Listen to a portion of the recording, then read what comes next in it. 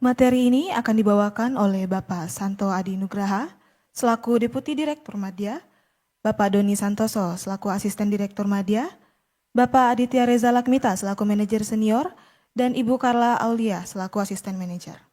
Kepada Bapak Santo Adi Nugraha beserta tim kami persilahkan. Baik, terima kasih Mbak Anissa. Bismillahirrahmanirrahim. Assalamualaikum warahmatullahi wabarakatuh. Selamat pagi, salam sejahtera untuk kita semua. Sebelum masuk ke pemaparan, izinkan saya juga mewakili teman-teman menyampaikan turut berduka cita atas bencana yang dialami di Sumatera. Tentu ini berdampak juga kepada perbankan gitu ya, karena secara perekonomian akan sangat mengganggu. Semoga bencana ini bisa segera tertangani dengan baik dan masyarakat bisa pulih kembali dan kegiatan perekonomian juga bisa bertumbuh kembali. Amin. Baiklah, yang saya hormati Bapak Ibu pimpinan pejabat dari perbankan yang hadir secara daring, baik Bank Umum maupun BPR tentu, karena materinya ada beberapa yang terkait dengan Bank Umum, ada juga BPR. Yang saya hormati juga pengurus dan pimpinan asosiasi perbankan dan juga seluruh audiens peserta yang hadir secara daring. Untuk sesi pertama pagi ini yang akan kami sampaikan adalah terkait dengan SEOJK nomor 24 tahun 2025 yang baru saja terbit sekitar seminggu atau ya seminggu lalu gitu. Sehingga ini masih hangat dan ini menggantikan SEOJK nomor 28 tahun 2021 yang merupakan turunan dari POJK 15 tahun 2021 ya. Tentang rencana bisnis BPR dan BPR Syariah. Nah, jadi POJK-nya tetap mengacu pada POJK 15 tersebut. Namun demikian, peraturan pelaksananya atau secara teknisnya kami lakukan penyesuaian di SEOJK 24 tahun 2025 ini. Ada beberapa hal yang menjadi landasan dalam rangka untuk peningkatan kualitas RBB, baik dari proses penyusunan sampai dengan pelaksanaan, evaluasi, dan sampai pelaporan ya. Karena nanti akan ada banyak hal sebenarnya yang masih tetap mengacu pada ketentuan sebelumnya. Namun ada beberapa update yang juga kita selaraskan dengan amanat Undang-Undang P2SK, kemudian tadi disampaikan roadmap perbankan, pengembangan perbankan BPR atau RP2B, yang diantaranya adalah terkait dengan penekanan peningkatan peran Dewan Komisaris dalam proses penyusunan RBB BPR. Kemudian juga ada amanat bahwa ada perluasan kegiatan yang bisa dilakukan oleh BPR yang tentu dengan persyaratan tertentu dapat melakukan penawaran umum di pasar modal, kemudian penyertaan modal, sinergi, dan juga yang lagi kita lakukan bersama yaitu konsolidasi, dan juga ada terkait dengan penyesuaian jaringan kantor. Selanjutnya untuk lebih detail dan lebih fokus gitu untuk isi dari apa yang diatur dalam SEOJK ini akan dijelaskan oleh Pak Adit nanti setelah sesi pemaparan akan kita buka sesi diskusi. Namun demikian Bapak Ibu yang ingin menyampaikan pertanyaan bisa disampaikan melalui Q&A di Zoom ya. Selanjutnya saya minta bantuan Mas Adit untuk menyampaikan kepada Mas Adit, silakan. Ya, Bismillahirrahmanirrahim. Assalamualaikum warahmatullahi wabarakatuh. Terima kasih Pak Santo atas kesempatannya. Izin Bapak Ibu, kami melanjutkan apa yang tadi sudah disampaikan di awal terkait latar belakang serta apa sih sebenarnya sebab musababnya atau semangat kita untuk melakukan perubahan terkait dengan SEOJK rencana bisnis bagi BPR. Tadi sudah disinggung ada beberapa ketentuan atau ada beberapa landasan yang membuat kita untuk perlu dilakukannya segera amandemen ataupun perubahan di SEOJK yang sebelumnya terkait dengan rencana bisnis. Yang pertama tadi sudah disinggung terkait dengan Undang-Undang P2SK itu sendiri, yang mana memang dari implementasi Undang-Undang P2SK itu, Bapak Ibu juga mungkin sudah tidak familiar lagi, ada beberapa POJK yang sudah dikeluarkan atau sudah ditetapkan oleh OJK. Yang pertama itu adalah POJK 7 tentang BPR dan BPRS atau biasa kita sebutnya adalah POJK kelembagaan BPR dan BPRS. Kemudian ada juga POJK 9 terkait dengan penerapan tata kelola bagi BPR dan BPR syariah. Kemudian juga ada POJK 23 yang terbaru terkait dengan transparansi pelaporan bagi BPR dan BPRS. Serta yang terakhir yang tidak kalah penting adalah POJK 26 terkait dengan perluasan kegiatan usaha perbankan. Nah, dari beberapa POJK ini termasuk juga tadi yang sudah disampaikan oleh Pak Santo juga, dengan adanya roadmap pengembangan ini kami juga mencoba bagaimana agar kualitas dari rencana bisnis yang dibuat oleh BPR itu mengalami peningkatan atau bahkan menjadi hal yang strategis yang akan dilihat baik itu kepada stakeholder BPR dalam hal ini PSP ataupun mitranya, serta juga nanti dalam hal ketika ingin melakukan kerjasama dengan pihak eksternal BPR, seperti itu.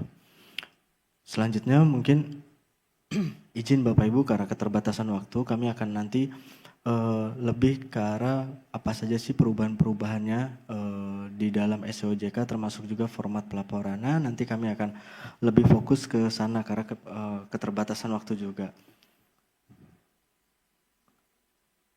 Yang pertama kita langsung masuk ke dalam ringkasan pokok pengaturan. Nah, itu di ketentuan umum, di situ disampaikan bahwa Bapak Ibu sudah tidak heran lagi ya apa yang namanya rencana bisnis itu, apa sih sebenarnya? Ya, rencana bisnis adalah kalau dokumen tertulis yang menggambarkan rencana pengembangan dan kegiatan usaha dalam rangka dalam jangka waktu tertentu serta strategi untuk merealisasikan rencana tersebut sesuai target dan waktu yang ditetapkan. Iya. Itu memang benar dari definisi rencana bisnis itu sendiri, yang mana itu nanti rencana bisnis disusun oleh direksi dan disetujui oleh Dewan Komisaris. Nah, teknik penyusunan ataupun perumusan rencana bisnis BPR itu kan setiap BPR mungkin memiliki perbedaan, yang ada yang secara bottom up, ada juga yang secara top down. Jadi kami mencoba mempelajari itu dulu untuk kemudian nanti akan merumuskan bagaimana teknik penyusunan RBB dalam rangka untuk meningkatkan kualitasnya. Jadi dalam penyusunan di sini di bagian ketentuan umum kami coba menambahkan peran penting kepada Dewan Komisaris, yang mana memang di sini nanti Dewan Komisaris itu memiliki keterlibatan sejak awal penyusunan. Karena memang kita sama-sama ketahui kalau misalnya dilihat dari alur prosesnya, di sini Dewan Komisaris itu menyetujui apa yang sudah disusun oleh direksi dengan sebelumnya memberikan arahan-arahan strategis atau message dari stakeholder BPR itu sendiri, dalam hal ini PSP. Namun di sini kami juga mencoba bagaimana agar kualitas RBB ini menjadi lebih baik. Keterlibatan di awal Dewan Komisaris ini sudah dapat dilakukan gitu loh. Adapun nanti keterlibatannya salah satunya kita sama-sama tahu Dewan Komisaris itu memiliki rapat rutin yang wajib mereka laksanakan. Nah, di situ nanti di dalam agenda rapatnya itu bisa memasukkan terkait pembahasan yang berkaitan dengan RBB. Termasuk juga dimungkinkan bagi Dewan Komisaris untuk mengundang direksi untuk membahas mengenai permasalahan kinerja kah atau kebijakan operasional dan atau terkait mengenai RBB-nya itu sendiri. Jadi Bapak Ibu kami tekankan kembali sebenarnya semangat kami melakukan penyesuaian ataupun amandemen dari RSOJK ini adalah lebih ke ingin meningkatkan kualitas dari penyusunan RBB itu sendiri. Sehingga nanti ada beberapa penyesuaian-penyesuaian, baik itu di cakupan, kemudian juga tadi yang sudah disinggung adanya perubahan lebih dari satu kali, kemudian nanti teknik pelaporannya juga ada sedikit perubahan dalam laporan dan formatnya juga. Nah, yang tidak kalah penting dalam rangka meningkatkan kualitasnya itu sendiri, kami mencoba membuka ruang dalam hal ini adalah BPR dapat menggunakan jasa profesional dalam penyusunan RBP. Jadi memang penggunaan jasa profesional ini diharapkan sebenarnya semangatnya kemarin agar ketika melakukan perekrutan ataupun penggunaan jasa profesional ini banyak hal yang kemarin coba kami diskusikan di dalam baik itu survei, kemudian in-depth interview atau bahkan melakukan hearing dengan beberapa BPR. Sebenarnya semangat kami dibukakan ruang seperti ini dalam hal ini jasa profesional dalam penyusunan RBB itu sebenarnya ada beberapa tujuan. Yang pertama itu peningkatan kualitas perencanaan. Itu pertama yang memang kita coba dorong gitu loh. Karena memang di sini jasa profesional ini diharapkan mereka memiliki keahlian khusus. Semisal mereka bisa melakukan kemampuan atau kompetensi untuk melakukan analisis pasar ataupun nanti memproyeksikan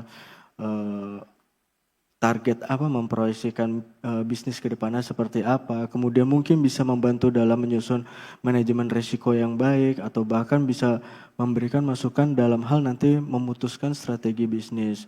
Selain itu juga dengan menggunakan jasa profesional ini kita sama-sama tahu bahwa dan menyadari bahwasanya BPR itu memiliki size atau kompleksitas bisnis yang berbeda-beda, sehingga dengan adanya penggunaan jasa profesional ini diharapkan ke depannya itu bisa mengefisiensikan atau bisa mempersingkat waktu dalam penyusunan seperti itu. Dan juga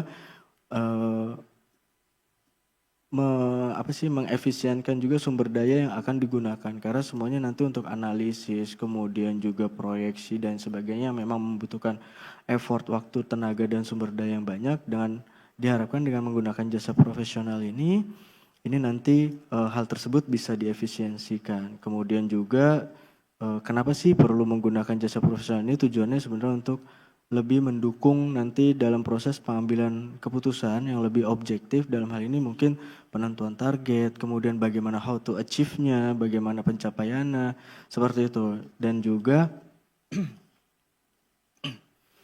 mendorong bagi BPR itu juga nanti bisa mendapatkan masukan agar lebih bisa transformasi ataupun adanya inovasi-inovasi yang mungkin bisa disampaikan oleh si jasa profesional. Nah, dari tujuan-tujuan itu kami coba membuka ruang agar dapat BPR itu bisa menggunakan jasa profesional. Ini sifatnya adalah opsi. Jadi BPR ini bisa menggunakan, bisa enggak. Dalam hal ini harus ada kemauan dan juga kemampuan gitu. Jadi tidak mungkin ada kemauan tapi tidak ada kemampuan. Dalam hal ini mungkin tidak didukung, oh Pak biayanya terlalu mahal. Ya, jangan dipaksakan gitu. Karena ini sifatnya adalah opsional. Nah, terkait dengan penggunaan jasa profesional itu sendiri, itu tidak serta-merta kami batasi juga. Ada beberapa kebijakan-kebijakan, mungkin Bapak Ibu juga sempat melihat di POJK terkait dengan penerapan tata kelola bagi BPR dan BPRS itu juga. Jadi yang mana memang jasa profesional ini perlu juga dilandasi dengan perjanjian tertulis, yang mana memang nanti di dalam perjanjian itu antara BPR dengan si jasa profesional ini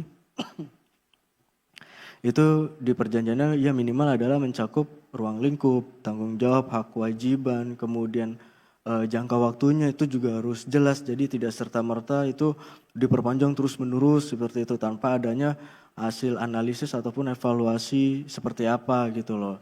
Serta juga perlu mempertimbangkan biayanya juga seperti itu. Nah, selanjutnya juga untuk jasa profesional ini diharapkan dia itu independen gitu loh. Dalam hal ini kita melihatnya adalah memiliki kualitas untuk mengerjakan proyek yang memerlukan keahlian khusus gitu. Jadi tidak ada kaitannya dan benar-benar independen gitu loh. Dan apabila penggunaannya ini ternyata tidak independen, itu nanti kita bisa kenakan di dalam POJK penerapan tata kelola itu sendiri. Selain itu juga ketika melakukan penunjukan atau penggunaan jasa profesional itu BPR diharapkan dia perlu adanya rekomendasi juga dari Dewan Komisaris. Jadi tidak serta-merta pengurus dalam hal ini direksi langsung menunjuk tanpa adanya rekomendasi. Nah, di dalam penggunaan jasa profesional tersebut ini tidak menghilangkan kewajibannya bagi direksi terkait dengan tanggung jawab direksi dalam proses penyusunan RBB. Walaupun menggunakan jasa profesional, tanggung jawab terkait dengan isi RBB, pelaksanaannya, kemudian perumusannya dan lain sebagainya, itu tetap berada di direksi. Peran jasa profesional ini kami ingatkan lagi Bapak Ibu hanya sebatas memberikan rekomendasi dan masukan saja, tapi tidak bertanggung jawab dengan isi. Makanya ketika nanti sudah diberikan rekomendasi atau diberikan draftnya dari si jasa profesional, ini tanggung jawabnya tetap melekat kepada direksi itu sendiri. Kemudian juga kami mengharapkan juga dan meminta kepada anggota direksi, dewan komisaris, PE, bahkan pegawai BPR-nya itu tetap menghindari segala bentuk benturan kepentingan dalam penunjukan jasa profesional. Dan juga wajib merahasiakan terkait dengan nasabah penyimpan dan simpanannya. Karena memang sebagaimana nanti dalam prakteknya dimungkinkan bahwasanya jasa profesional akan meminta data-data yang sifatnya sensitif untuk dalam rangka mendukung jasa profesional untuk membuat suatu rekomendasi. Makanya nanti juga di dalam perjanjiannya antara jasa profesional dengan si BPRA itu perlu juga ditambahkan klausul terkait dengan rahasia bank itu sendiri. Sehingga nanti terkait dengan isu kerahasiaan data simpanan dan penyimpanannya itu sudah tercover di dalam perjanjiannya itu sendiri. Nah, selanjutnya Bapak Ibu, ini langsung masuk ke terkait dengan cakupan yang mana memang di sini lebih fokus kepada beberapa perubahan-perubahan format yang mungkin Bapak Ibu sudah mengetahui sedikit ya, udah dapat spill-spillannya itu dari SEOJK ini banyak sekali perubahan yang memang kami lakukan penyesuaian dalam rangka memang tadi ada beberapa ketentuan-ketentuan ataupun hasil dari implementasi P2SK itu yang kami nilai ini perlu dilakukan penyesuaian. Yang pertama itu terkait dengan ringkasan eksekutif, Bapak Ibu. Jadi di sini kami langsung sampaikan saja, di sini ada update di dalam formnya itu, yang mana sebelumnya itu terdapat di bagian indikator utama itu sebelumnya ada kualitas aset, likuiditas dan lainnya. Nah itu kita coba drop, namun kita tambahkan profil resiko dan tata kelola. Jadi kami berangkatnya dari POJK terkait tingkat kesehatan BPR dan BPRS, yang mana indikator utamanya itu terdiri dari profil resiko, tata kelola, permodalan, dan rentabilitas. Untuk hal yang sifatnya tidak di dalam kolom itu, yaitu alamat dan kabupaten, itu tidak kami cantumkan kembali, kami hilangkan, cukup dengan nama BPR saja. Karena alamat dan kabupaten itu sebenarnya sudah ada di data pokokasi BPR dan kami sudah terima. Untuk itu yang ringkasan eksekutif, kemudian yang kedua ini strategi bisnis dan kebijakan. Di sini untuk formatnya tidak mengalami perubahan, namun di dalam rencana jangka pendek dan jangka menengah itu kami menyisipkan dalam hal BPR akan melakukan konsolidasi, penawaran umum dan atau sinergi perbankan, itu perlu nanti diuraikan di dalam rencana jangka pendek dan jangka menengah. Hanya itu saja yang kami tambahkan. Gitu. Jadi secara format itu tidak mengalami perubahan, namun ketika Bapak Ibu BPR ingin mengisi terkait rencana jangka pendek dan menengah, apabila ada, kami tahun depan ingin melakukan konsol gitu, atau kami tahun depan ingin melakukan penawaran umum, maka di tahun pelaporan sebelumnya, pada saat pelaporan, itu harus dimasukkan terlebih dahulu di rencana jangka pendek dan jangka menengahnya. Tapi untuk formatnya tidak berubah, Bapak Ibu. Kemudian ini untuk proyeksi laporan keuangan, kemudian juga target rasio dan pos keuangan, itu di sini nanti Bapak Ibu bisa lihat beberapa perubahan-perubahannya. Namun di sini yang kami coba highlight adalah posisi penggunaan aktualnya. Mungkin Bapak Ibu tidak familiar karena sebelumnya penggunaannya itu posisi Oktober, sekarang kami majukan menjadi posisi November. Mungkin ini adalah pertanyaan yang memang sering kami beberapa hari kemarin itu kami sering mendapatkan, Pak, ini ketika dia dirubah menjadi November, isunya yang pertama adalah apakah ada perpanjangan atau tidak. Kemudian yang isu yang kedua adalah Berarti BPR atau kami industri hanya memiliki waktu 15 hari ya untuk mengisinya. Yang pertama kami jawab dulu, untuk perpanjangan itu tidak ada. Itu tetap sesuai dengan ketentuan, tidak ada perpanjangan waktu, batas waktunya itu untuk penyampaian RBB-nya di tanggal 15. Nah, tapi kalau untuk jangka waktunya berkurang, itu kami menjawabnya adalah tidak. Karena sebelum kami melakukan penentuan atau perubahan posisi aktual ini, kami sudah melakukan beberapa kegiatan, seperti kami sudah melakukan survei online, mungkin Bapak Ibu juga ada beberapa yang sudah menerimanya, karena kami mengirimkannya ke seluruh BPR, kemudian juga kami juga melakukan in-depth interview kepada beberapa BPR, baik itu swasta, bahkan sama BPR yang dimiliki oleh pemerintah daerah, kami melakukan in-depth interview terkait dengan proses penyusunan RBB-nya sehingga kami bisa merumuskan perubahan ini juga, dan kita juga melakukan beberapa konsinyering atau beberapa kegiatan dengar pendapat yang mana memang RBB ini tidak akan sedikit jangka waktunya apabila disusun dari jauh-jauh hari, seperti itu Bapak Ibu. Jadi kami waktu itu adalah mencoba mencari keterangan ataupun informasi dari BPR yang dimiliki oleh pemerintah daerah salah satunya. Bahkan kami juga menanyakan bagaimana sih proses penyusunan di teman-teman BPR yang dimiliki oleh daerah. Ternyata teman-teman BPR yang dimiliki pemerintah daerah itu mereka prosesnya lebih panjang lagi, karena mereka harus ada mungkin ada yang hearing dengan stakeholder terkait, dalam ini mungkin pimpinan daerahnya, bahkan sampai anggota DPRD-nya gitu. Yang mana tenggak waktunya itu atau waktu yang diberikannya tergantung dari stakeholder itu sendiri dan tidak bisa ditentukan, sehingga mereka melakukan penyusunannya, kami coba gali informasi, mereka menyusunnya sudah jauh-jauh hari gitu.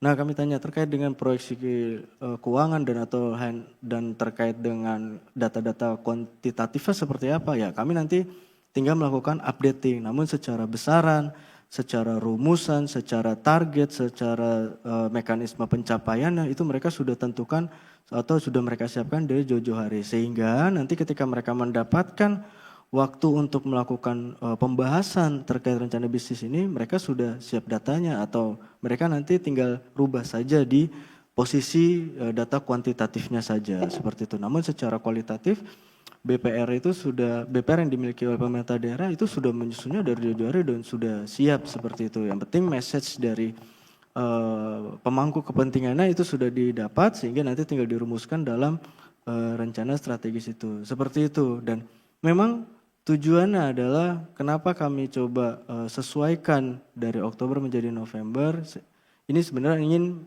agar tercermin data tersebut itu menunjukkan data yang sebenarnya gitu loh.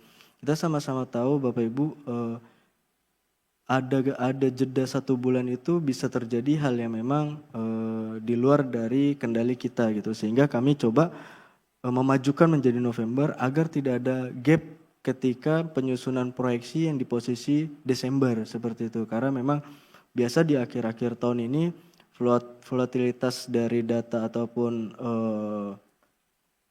kondisi keuangan itu di akhir-akhir 1 bulan atau di akhir-akhir tahun itu sangat signifikan gitu perubahannya, sehingga kami mengharapkan ketika nanti baseline-nya penggunaannya November itu untuk memproyeksikannya itu gapnya tidak terlalu jauh, seperti itu Bapak Ibu. Nah, ini untuk yang proyeksi laporan keuangan ini coba kami sesuaikan pos-posnya, jadi seperti yang di format 310 ini proyeksi laporan keuangan ini juga mengalami perubahan pos-posnya, selain tadi perubahan penggunaan aktual, kemudian yang posisi laporan untuk laba rugi juga itu mengalami perubahan juga.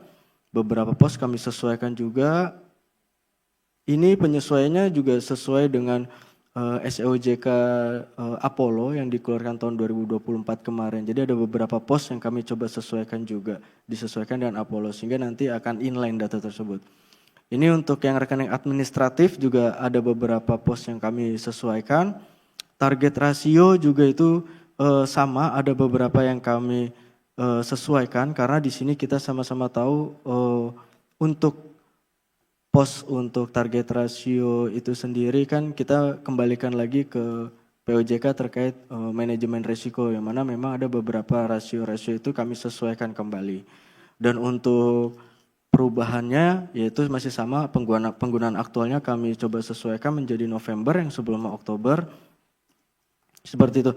Nah, Bapak Ibu terkait dengan yang data-data perubahan ini, khususnya yang perubahan ini, nanti kami akan sampaikan juga teknis penyampaiannya seperti apa. Mungkin akan bertanya, Pak berarti tinggal 15 hari lagi, nanti akan kami jelaskan di slide selanjutnya.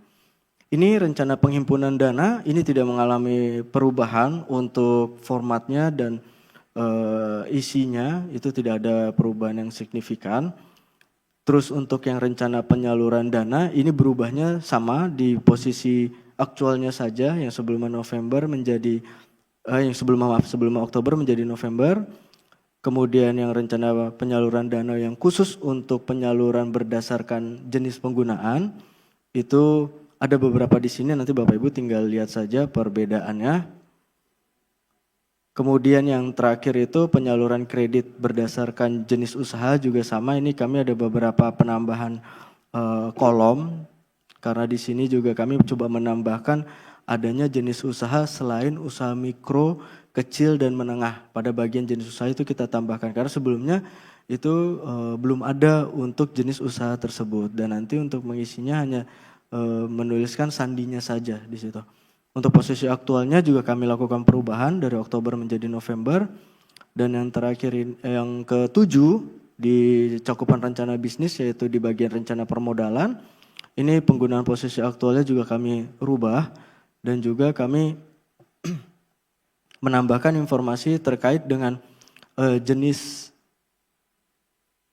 modal yang akan digunakan gitu. Jadi kami coba segregasikan lagi.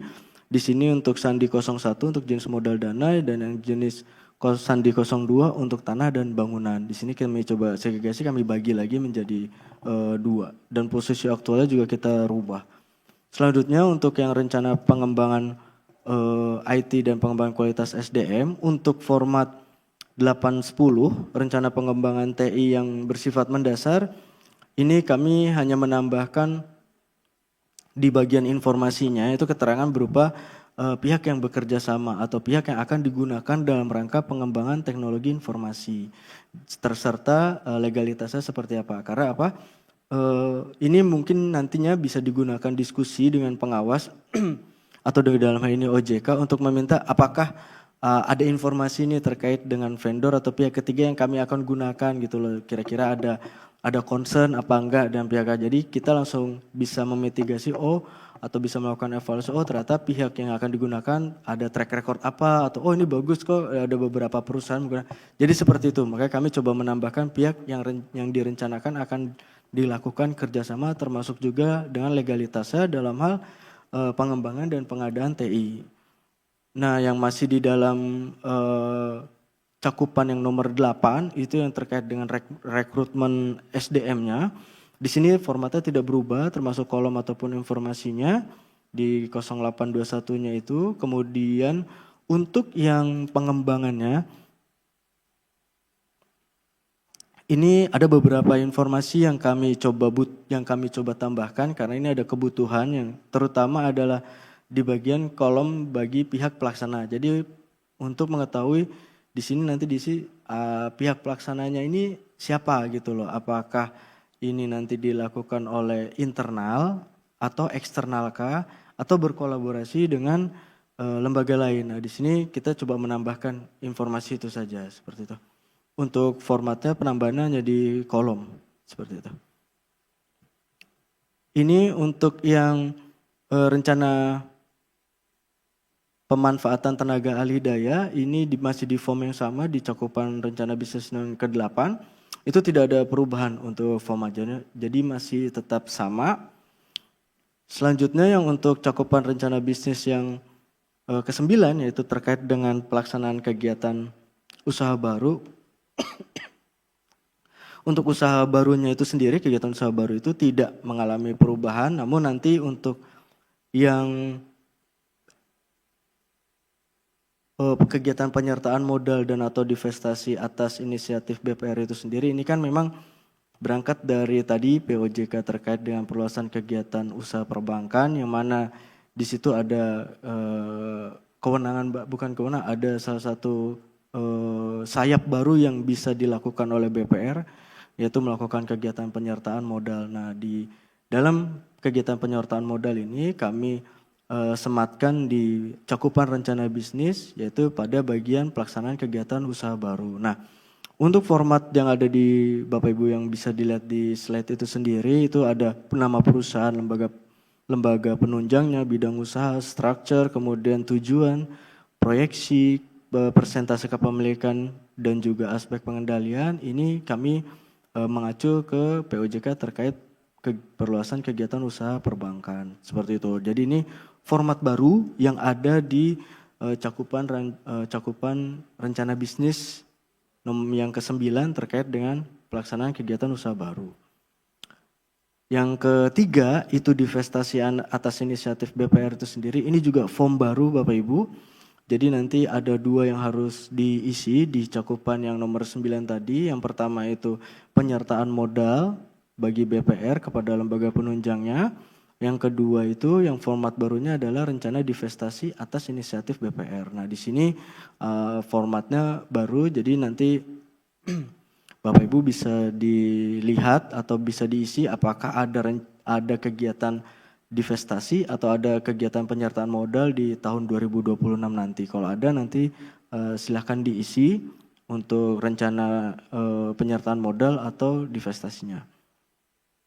Yang ke-10 yang tidak kalah penting itu adalah terkait rencana pengembangan dan atau perubahan jaringan kantor. Jadi di sini yang pasti ada perubahan terkait dengan formatnya ataupun juga pengisian sandinya. Karena Bapak Ibu juga sudah familiar juga atau mungkin sudah beberapa kali sering mendengar ada namanya kantor wilayah dan ada namanya sentra keuangan khusus. Itu juga dari POJK 7 terkait dengan BPR dan BPRS, yang mana kantor wilayah dan sentra keuangan khusus itu jaringan kantor baru gitu loh, jaringan kantor baru yang ada di BPR. Makanya kami di dalam rencana pengembangan dan atau perubahan jaringan kantor itu sendiri, kami juga lakukan penyesuaian, termasuk juga sandi kantornya. Nah, ini berikut format yang ada di perubahan jaringan kantor. Kalau jenis rencananya itu nanti bisa dilihat apakah pengembangan, perubahan atau pemindahan status atau pemindahan alamat. Nah, ini jaringan kantor di sini. Ini kami ada sandi barunya. Itu yang pertama itu sandi barunya adalah kantor wilayah. Yang kedua itu sentra keuangan khusus. Yang ketiga KC menjadi SKK. SKK menjadi KC, SKK menjadi KK, KK menjadi SKK, dan yang terakhir adalah khusus untuk kantor kas. Kok kantor kas kayaknya baru muncul lagi? Iya, ini kami masukkan kembali agar nanti bisa menjadi informasi bagi kami dalam hal ini OJK apabila ada di tahun depan itu atau di dalam rencana bisnisnya itu ada misalnya pembukaan atau penutupan jaringan kantor kas. Memang sifatnya pelaporan gitu loh. Tapi di sini hanya untuk memberikan informasi ke kami apakah ada rencana pembukaan kantor kas dan atau penutupan atau bahkan pindah alamat kantor kasnya itu sendiri. Untuk yang rencana waktu, perkiraan investasi biaya, lokasi itu masih existing, tidak kami lakukan perubahan. Ada satu kolom penambahan yaitu kantor induk sentra keuangan khusus.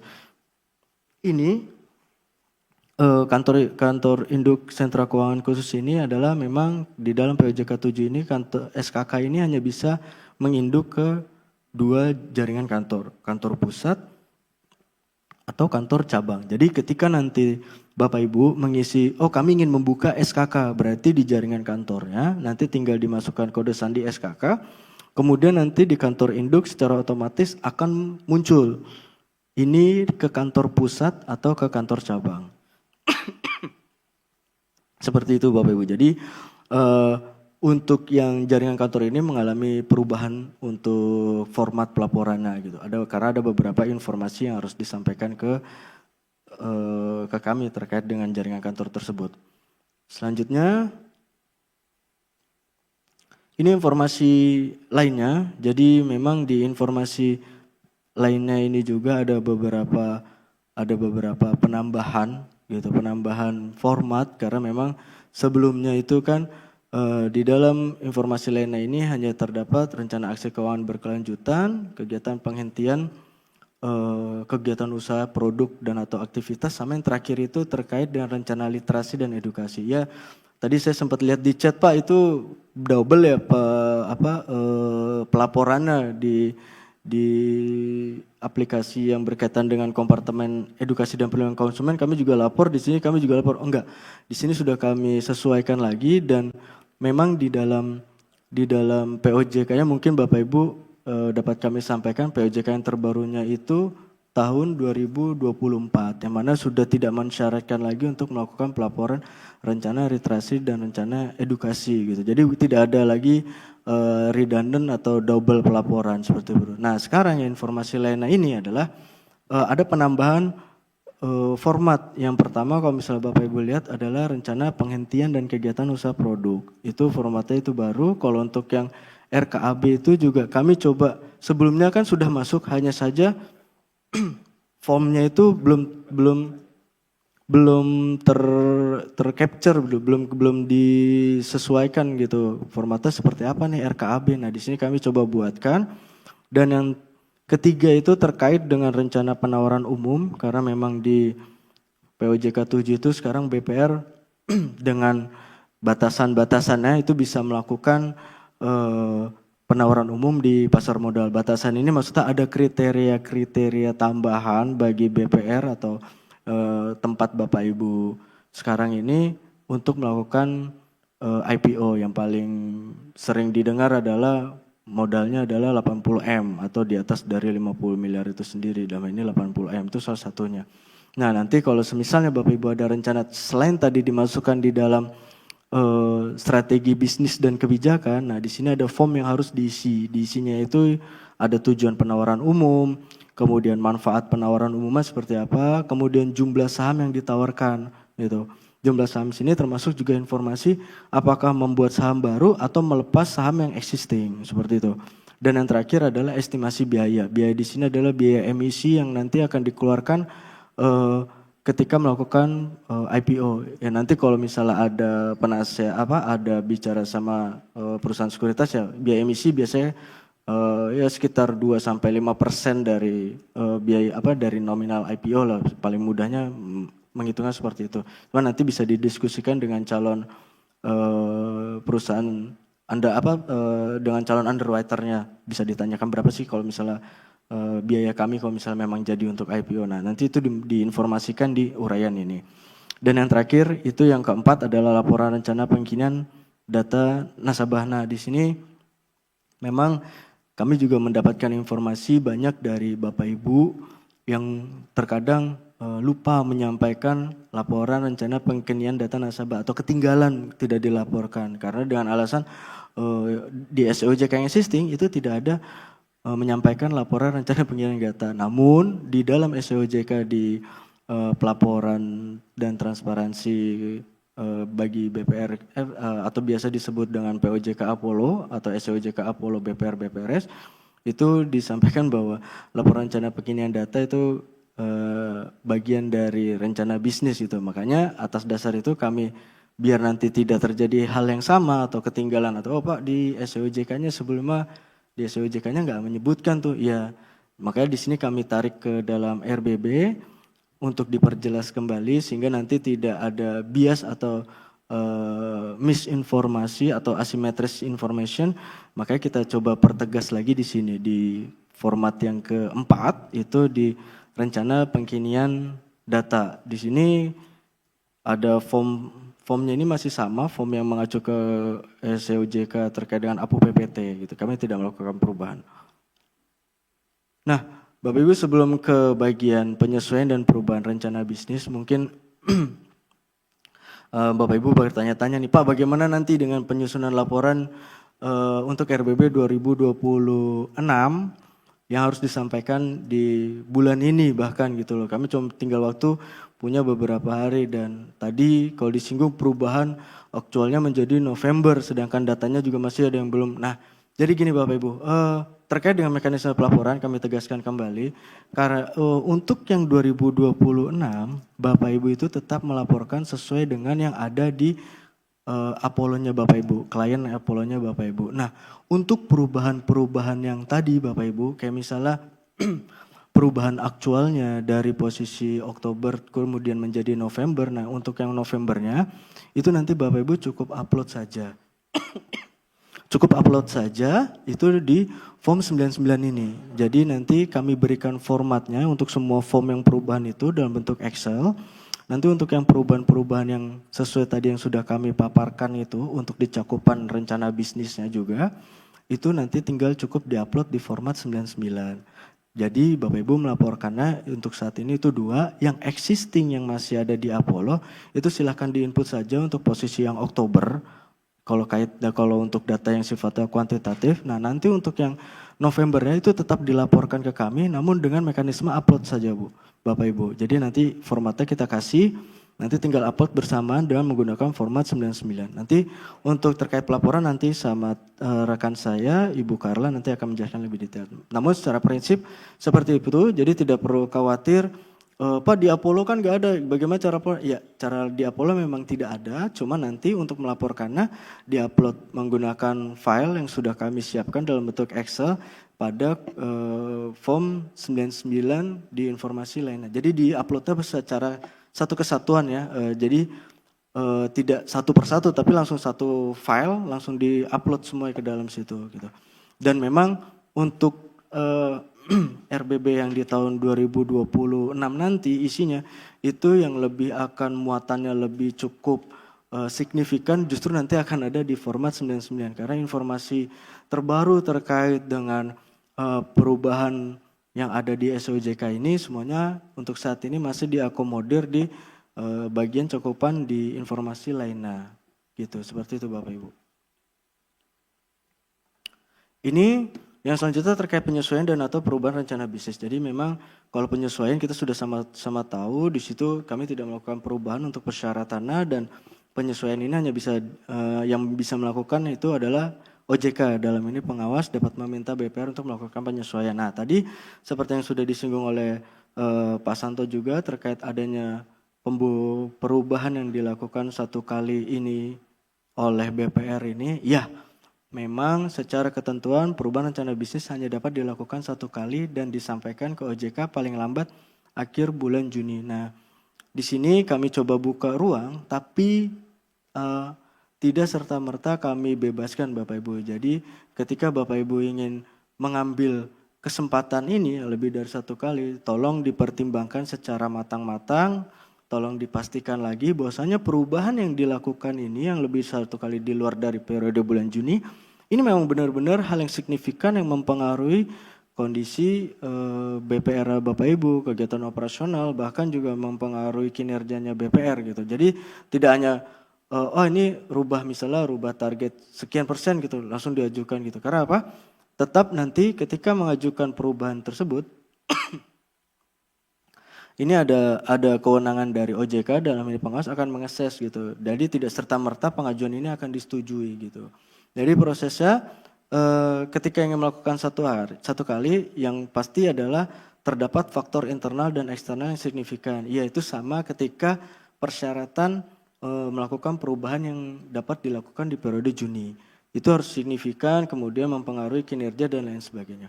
Kemudian bagaimana langkah selanjutnya adalah BPR mengajukan permintaan penyesuaian. Jadi BPR mengirimkan surat kepada OJK untuk meminta penyesuaian rencana bisnis kepada OJK.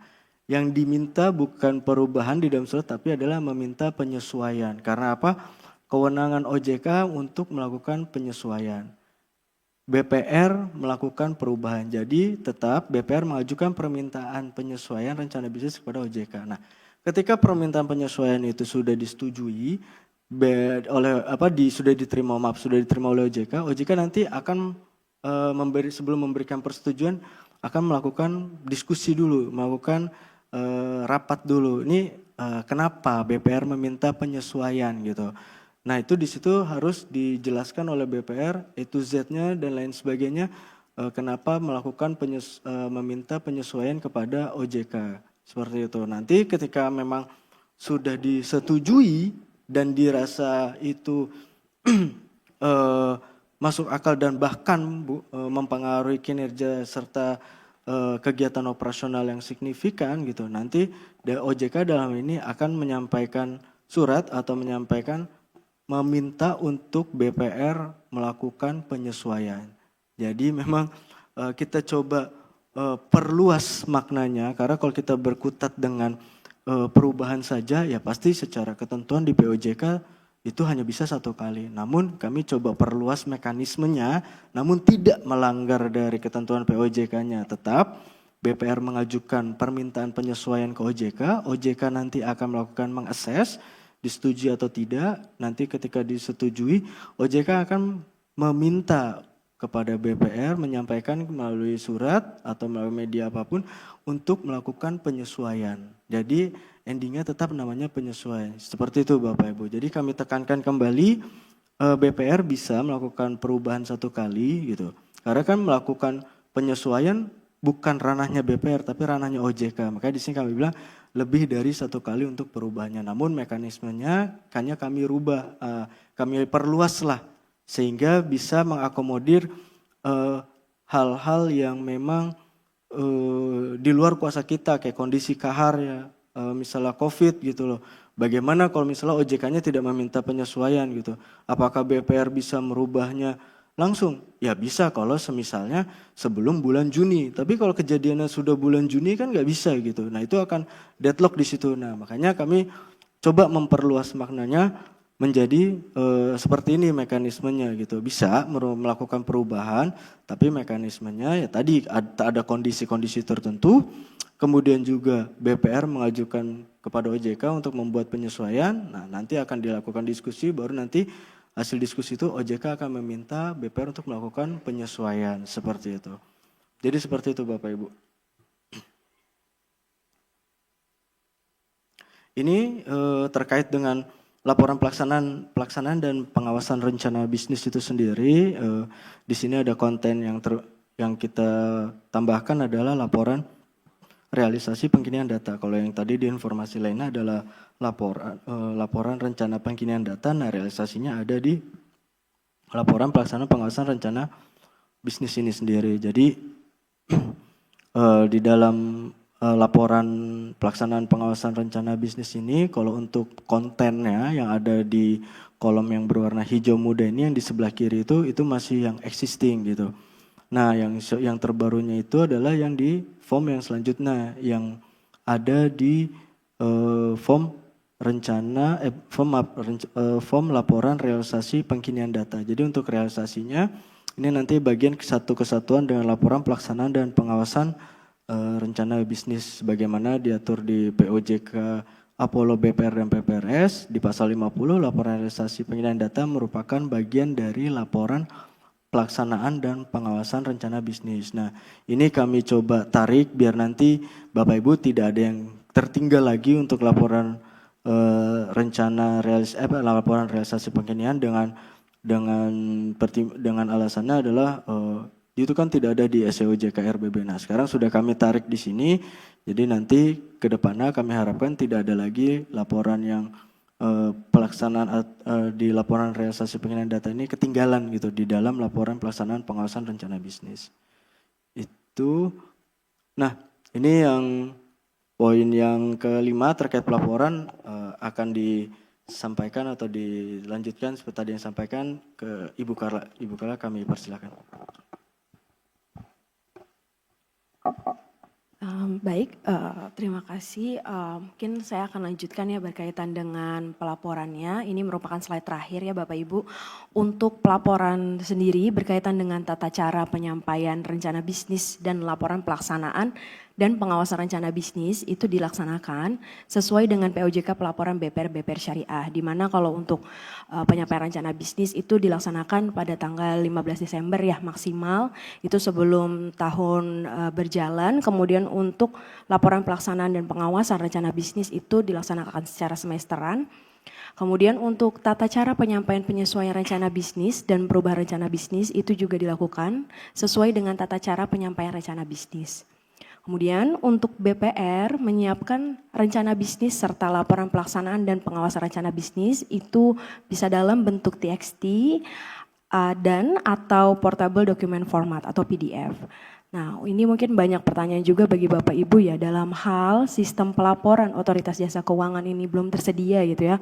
Untuk ringkasan eksekutif, laporan proyeksi laporan keuangan, rasio, kemudian hal-hal dari huruf A sampai J ini sebagaimana diatur di dalam SEOJK ini, BPR itu bisa menyampaikan dalam bentuk PDF pada format 99 di informasi lainnya. Jadi di sini juga tadi banyak yang bertanya gitu ya Bapak Ibu, pada format 99 itu di bagian mana, yaitu di bagian informasi lainnya.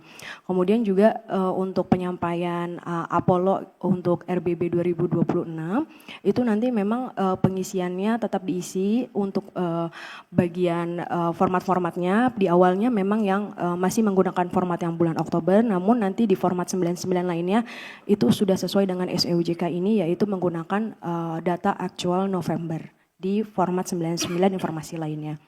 Kemudian pada saat surat SEOJK ini berlaku, maka SEOJK nomor 28 tahun 2021 tentang rencana bisnis bank perkreditan rakyat itu dicabut dan dinyatakan tidak berlaku. Jadi memang SEOJK ini sudah mulai berlaku pada saat tanggal ditetapkan itu sudah berlaku dari tanggal 13 November 2025. Sehingga untuk penyampaian RBB 2026 itu sudah mengacu kepada SEOJK terbaru ini. Demikian mungkin dari saya, mungkin sebelum saya kembalikan ke lanjut ke sesi tanya jawab, mungkin ada tambahan dari Pak Doni atau Pak Santo? Terima kasih tadi pemaparan dari Mas Adit dan dilengkapi dengan Mbak Carla ya. Jadi Bapak Ibu, nanti monggo kalau ada yang mau bertanya secara live bisa menggunakan fitur raise hand, tapi sambil juga kami coba menyampaikan beberapa hal yang menjadi penting ya. Termasuk ini mungkin juga akan menjawab beberapa pertanyaan yang sudah disampaikan di Q&A. Untuk format kami telah bantu siapkan, nanti akan disampaikan, mungkin secara teknis akan lebih efektif juga kalau nanti bisa sambil juga berdiskusi dengan masing-masing pengawas Bapak Ibu. Karena forum ini kebetulan ada beberapa ketentuan yang tidak hanya BPR tapi ada juga yang bank umum. Kemudian untuk batas waktu tadi rujukannya tetap POJK sehingga POJK 15 ya, sehingga tetap batas waktunya adalah 15 Desember 2025. Walaupun tadi terima kasih ada di update oleh Mbak Melia ya, kalau nggak salah saya lihat di forum GNE bahwa ada perlakuan khusus. Jadi ini tolong dicatat, ini perlakuan khusus untuk daerah yang mengalami bencana, untuk daerah di Aceh atau BPR yang berada di Provinsi Aceh, Sumatera Utara dan Sumatera Barat itu bisa sampai dengan 31 Desember. Tapi kembali kalau yang di luar itu tetap batas waktunya adalah 15 Desember. Nah, adapun selanjutnya yang perlu saya garis bawahi adalah terkait penggunaan jasa profesional. Ini sebenarnya ada juga yang menanyakan lagi gitu ya, tolong bisa dibaca dulu atau dipelajari gitu apa yang sudah dituangkan dalam ketentuan ini, rujukannya, kriterianya, batasannya gitu ya. Karena ini bukan sesuatu yang kemudian bisa dilakukan serta-merta gitu. Ini sesuatu yang memang harus ada evaluasi baik untuk kebutuhan internalnya, secara internal gitu maksudnya dievaluasi, namun juga nanti perlu disampaikan kepada pengawas untuk kita lihat jadi urgensi, kemudian nilai tambah dan signifikansi dari penggunaan ini. Karena jangan sampai untuk hal-hal yang standar gitu juga dilakukan oleh jasa profesional. Jadi ini penekanannya di situ. Kemudian terkait dengan penyesuaian RBB, tadi kalau perubahan atas inisiatif BPR itu tetap 1 kali ya Bapak Ibu. Yang kemudian bisa dilakukan adalah nanti BPR memohonkan atau menyampaikan permohonan kepada masing-masing pengawas untuk apabila ada hal signifikan. Nah, tadi juga tidak sesuatu yang tanpa dasar gitu atau hal-hal yang kecil ya. Ini ada sesuatu yang memang harus ada dasarnya, harus signifikan. Misalnya nih ya, terkait misalnya sekarang ada bencana, tapi ini kan sudah akhir tahun, jadi tidak ini. Mungkin di periode-periode semester 2 awal yang sudah melewati batas waktu 1 kali perubahan gitu. Atau misalnya ada rencana konsolidasi, kemudian ada perubahan kinerja yang signifikan gitu, misalnya ada case-case gitu ya, fraud atau kecurangan dan seterusnya. Yang pengaruhnya sangat signifikan dan itu gunanya atau itulah sarana yang perlu disampaikan melalui komunikasi dengan masing-masing pengawas sehingga apa yang dijadikan acuan dalam rencana bisnis itu tidak jauh dari nanti harapan atau proyeksi realisasinya. Itu sebentar, oh ya menekankan lagi, sorry tadi saya salah bilang ini baru keluar minggu lalu, maksudnya bulan lalu ya, jadi tanggal 13 November 2025 sehingga ketentuan ini sebenarnya sudah kami publis gitu. Namun mungkin kami menyadari, memahami bahwa secara teknis ada teman-teman yang mungkin tadi ada yang menyampaikan baru kemarin menyampaikan dan sudah diterima, ada tanda terimanya oleh dari sisi pelaporan gitu. Tapi memang sesuai dengan ketentuan SEOJK yang terbaru ini, tentu semuanya tetap harus mengacu pada apa yang diatur di sini. Sehingga apabila bagi yang sudah menyampaikan, tentu agar dilihat kembali, dipastikan cakupannya. Tentu pasti ada yang belum sesuai, termasuk tadi posisi data ya. Tapi itu kan untuk pelaporan di Apollo memang tetap di posisi Oktober ya Mas Hadi ya. Nanti update-nya yang posisi November melalui upload di Form 99. Jadi ini bukan sesuatu yang redundant atau mengulang pekerjaan ya Bapak Ibu. Jadi ini menjadi sesuatu yang justru kami mengharapkan Bapak Ibu BPR bisa lebih menggunakan data yang realistis gitu ya, yang paling terbaru posisinya November untuk melengkapi. Nah nanti kalau di tahun depan 2026 itu secara sistem sudah akan kami siapkan pelaporannya supaya semua mengacu pada posisi November. Namun untuk tahun ini bisa dibilang periode transisi juga nih untuk Bapak Ibu tetap melakukan yang posisi Oktober dan itu menjadi dasar penyusunan RBB. Kemudian nanti posisi Novembernya menggunakan mekanisme upload di Form 99.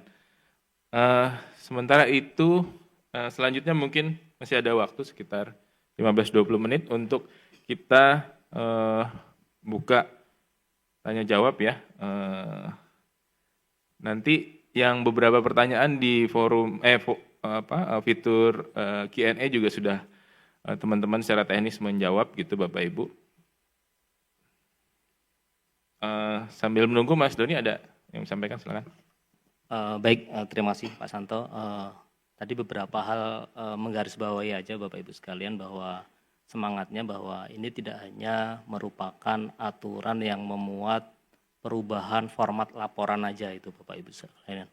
Jadi di SEOJK ini kita juga memiliki semangat gitu ya Bapak Ibu sekalian bahwa pelaksanaan penyusunan rencana bisnis BPR ke depannya ini harus mengalami peningkatan kualitas gitu ya.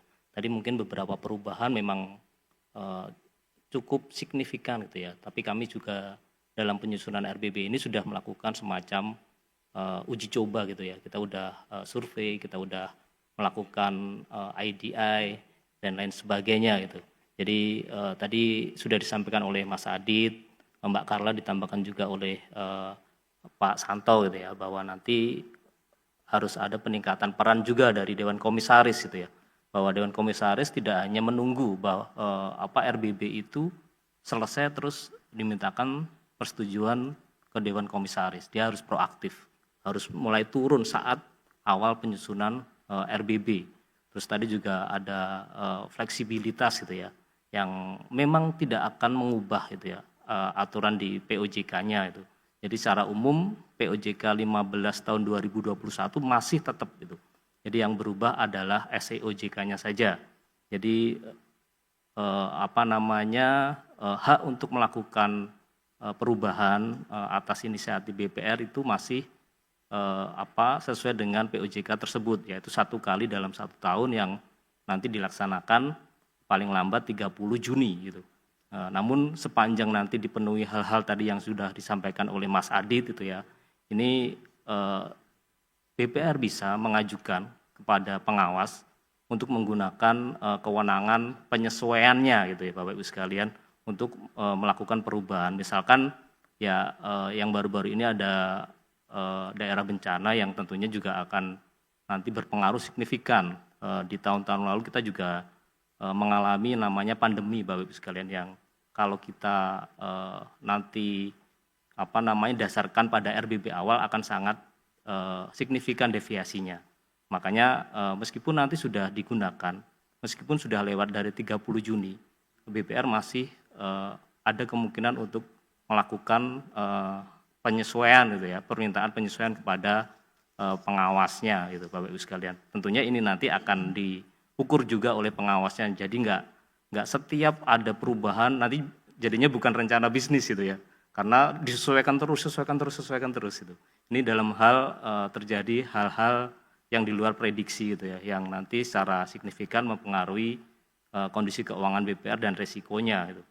Terus juga ada penggunaan jasa profesional tadi juga cukup jelas sebenarnya. Saya ingin ini aja Bapak Ibu sekalian penggunaan posisi aktual gitu ya. Tadi mungkin Mas Adit sudah menjelaskan karena materinya cukup banyak, mungkin Bapak Ibu juga ada yang ketinggalan, ada yang tadi ngambil minuman, mungkin nggak sempat dengar gitu ya.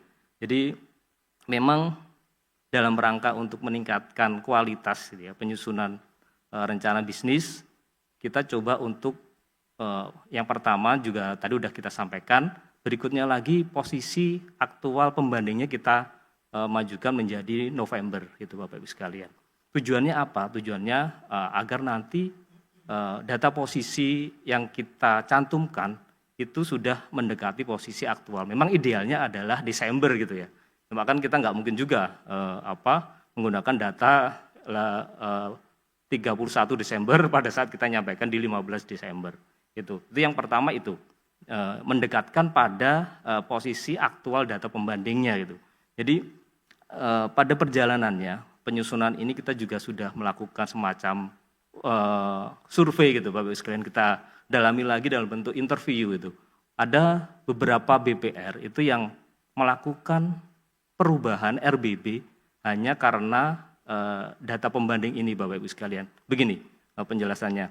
Jadi biasanya BPR itu kalau dapat RBB itu turun dari atas gitu ya, dari pemegang saham top down gitu.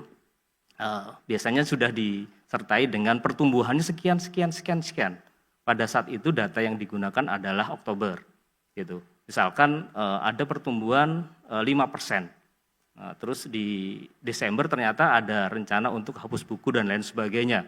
Pada kenyataannya netnya jadinya di atas 5% sampai dengan mungkin 10%, 15% gitu.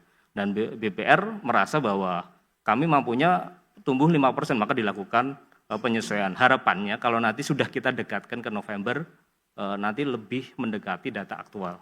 Itu kita juga sudah survei dan melakukan IDI Bapak Ibu sekalian. Kita juga, tadi Mas Adit juga cerita, memang ada dua gitu ya. Dua secara umum, dua aliran ya, kalau kami bisa mengatakan seperti itu. Ada yang bottom up, langsung usulan dari bawah, atau top down gitu, terkait dengan RBB ini. Dua-duanya itu sudah jauh-jauh hari itu Bapak Ibu sekalian. Ini di BPR yang kita survei dan kita interview, sudah disusun jauh-jauh hari. Bukan berarti saat posisi, misalkan kemarin Oktober itu ya, 31 Oktober baru kita susun itu setelah tutup akhir bulan itu. Bukan seperti itu konsepnya. Bahwa RBB ini harapannya nanti akan menjadi semacam roadmap internal dari BPR itu sendiri Bapak Ibu sekalian. Jadi nanti RBB ini ya peta jalannya BPR yang nanti akan diterapkan secara internal. Gitu. Harusnya kalau menyangkut hal yang strategis seperti itu, ya penyusunannya jauh-jauh hari. Kita kemarin juga menangkap ada BPR yang sebelum Agustus itu sudah mulai bahas dengan pemegang saham itu juga sudah ada informasi dari pemegang saham. Saya pinginnya seperti ini, visi misi pemegang saham itu kan memang kalau POJK tata kelolanya wajib untuk disosialisasikan, disampaikan kepada pengurus dan pegawai BPR itu sendiri. Ya, seperti itu Bapak Ibu sekalian. Jadi kita udah survei dan melakukan IDI, kita udah interview dan harapannya memang bukan berarti nanti kalau jadi 30 November data pembanding baru disusun tanggal 1 Desembernya, bukan seperti itu. Kita udah siapkan itu data pembanding nanti akan lebih dini gitu ya, lebih dini BPR itu tahu kalau nanti ada hal-hal yang sifatnya tidak relevan yang tadi saya sampaikan. Nanti di posisi November ada transaksi yang signifikan misalkan seperti itu. Itu terus kondisi idealnya Bapak Ibu sekalian, tadi kita sudah sampaikan ini RBB harus dibahas jauh-jauh hari dengan pemegang saham gitu ya. Kita juga survei juga untuk BPR milik Pemda dan kita ketahui kalau BPR milik Pemda lebih panjang itu mekanisme untuk penyampaian RBB maupun persetujuannya dan itu sudah jauh-jauh hari sudah disampaikan. Dan saat ini Bapak Ibu sekalian pertimbangan berikutnya lagi gitu ya. Pak, kita belum tutup buku Pak gitu misalkan. Jadi 30 Novembernya mungkin tutup bukunya di tanggal 5 Desember. Itu sebenarnya kondisi BPR yang 10 tahun yang lalu lah Bapak Ibu sekalian. Kita lihat sekarang ini cukup banyak gitu ya bantuan tools core banking system yang bisa menghasilkan catatan atau laporan transaksi secara real time gitu ya, yang itu bisa langsung menghasilkan laporan tahunan secara bulanan di posisi akhir tutupnya gitu. Jadi seperti itu kita juga mendorong bahwa praktek-praktek untuk backdated itu ya kami sebutnya seperti itu sebenarnya sudah tidak diperkenankan. Setelah selesai di posisi akhir bulan berarti harusnya sudah tutup bulan Bapak Ibu sekalian. Besoknya kan buka lagi untuk posisi tanggal yang bersangkutan. Mungkin itu tambahan Pak Santo, izin.